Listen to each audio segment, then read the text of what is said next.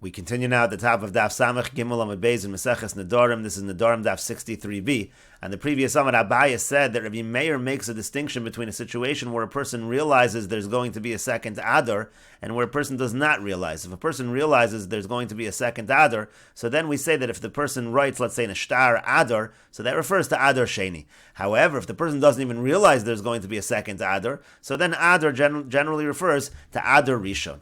And the Gemara says, Vatanya, we have a Tosefta that supports this as well. Ad Rosh Chodesh Adar, Ad Rosh Chodesh Adar Harishon. It says that Rosh Chodesh Adar means Rosh Chodesh of the first Adar. Im Ha'isa Shana Muberes. Now, if it is a leap year, Ad Rosh Chodesh Adar Hasheni, then Rosh Chodesh Adar means Rosh Chodesh Adar Hasheni. And so the Gemara says, Mechlal de Reisha, that implies that the Reisha of the Tosefta, that first case where Rosh Chodesh Adar means Rosh Chodesh Adar Harishon, Lav B'Muberes Haskin, and that's talking about where there is no leap year. That doesn't make sense. It's obviously the difference is whether the person realizes it was going to be a leap year.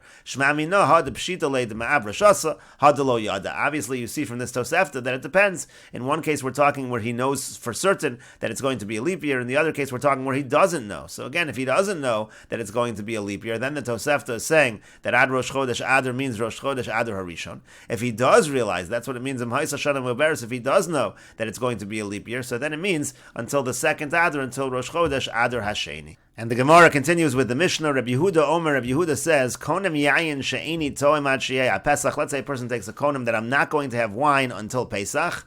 Lo niskavin ze ela ad leil Pesach. What he really means is until the night of Pesach. On the night of Pesach, of course, he is going to be allowed to drink the Dalet Koso, Sad Shosha, Derech B'nei Adam, Lishtos Yayin. He means to say, until the time that people generally have wine, that's the night of Pesach. Similarly, Omar Konim Boser She'eni Toim Ad Sheyeh Atzom. Let's say he says that I'm not going to eat meat until the fast comes, talking about the fast of Yom Kippur. Eino Aser Ela Ad Leil Tzom. He's only Aser until the evening, Leil Tzom, until the evening of the fast. Shalom Neskavin Ze Ela Ad Shoah Shederech B'nei Adam Lechol Boser. Because again, his intention is until the time that people generally eat meat, meaning the meal that they have right before Yom Kippur, that meal he's allowed to have. He means to say he's going to fast until that meal, and at that meal he will eat along with everybody else. And the Mishnah continues, Rabbi Yossi Beno Omer, Rabbi Yossi, his son says, Konem Shum She'eni Toim Ad Shetei Shabbos. Let's say he says that I'm not going to have garlic until Shabbos. Eino Aser Ad Leilei Shabbos. Again, he's only Aser until the night of Shabbos. Shalom Eskavin Ze Ela Ad Shosh Derech B'nei Adam Lechol Shum. Because again, the person's intention is that he's not going to have garlic until the time that people generally do eat garlic. They generally have garlic on Friday night. And the Mishnah continues, Ha'omer l'chaveiro, let's say a person says to his friend, Konem sha'ani nen eloch, he says a konem, a neder, that I won't derive benefit from you. Im ein at ba v'nota levanecha, if you don't come and take for your son, korechot shal chitinu shtei chavios shal yayin, 1 quart of wheat and 2 barrels of wine. In other words, the person is saying, I'm making this neder because I want to give a gift. I want you to take this gift that I want to give to your son. So hareza yachol lohaferes nidro, so this individual, he's able to annul the vow, shalo al pi chacham, without a chacham, v'yomer lo, because he can say to him, klum amart elam ipnei kavoda, you made this neder for my honor, because you wanted me to receive this gift. However, zeu kavodi, however, this is really my honor not to receive the gift, and therefore the neder is undone. Similarly, let's say someone says to his friend, Konem sha'at nenes li, a konem that you can't benefit from me, if you don't come and give my son, a quart of wheat and 2 barrels of wine. So Rabbi Meir says, the prohibition is in effect until he gives it. But the Chachamim say,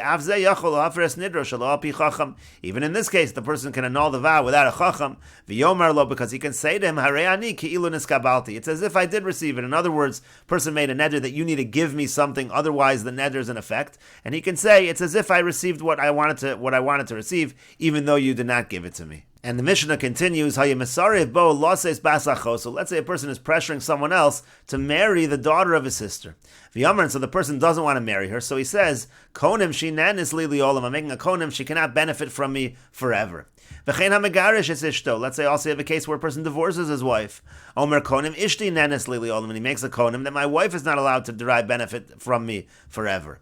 Hare elu mutaros lehanos lo. Still, in those cases, they are mutter to derive benefit. Those women can derive benefit from the man. Because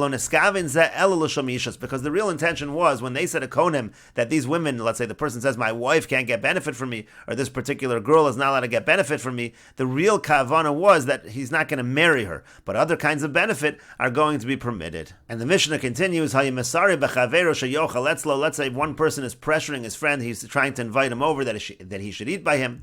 Amar, and the person says, Konim lebeischa shani nichnas. I take a konim, I'm not going to even enter your house. Tipas sonin shani toim lach. I'm not even going to taste a drop of your cold water. So mutter likonis lebeiso v'lishtos mimenu sonin. It's still mutter for the guy to enter the person's house and to drink a little cold water from him. Shalom neskavin zeh elu l'shem achilu shasiya. Because again, when this person took the neder, the real kavanah was he's not going to come over and eat and drink a meal. That's what he really meant. He was being pressured to come over for a meal, and he was taking this neder not to partake, not to participate in the meal. So the neder did not really include simply walking into the house or drinking a little bit of cold water. That is still going to be permitted. Hadron alach konim yayin. We will return to you. Perek konim yayin. This is the conclusion of the 8th perek of Meseches Nedarim. If you are enjoying these videos and this channel, please like, share, and subscribe.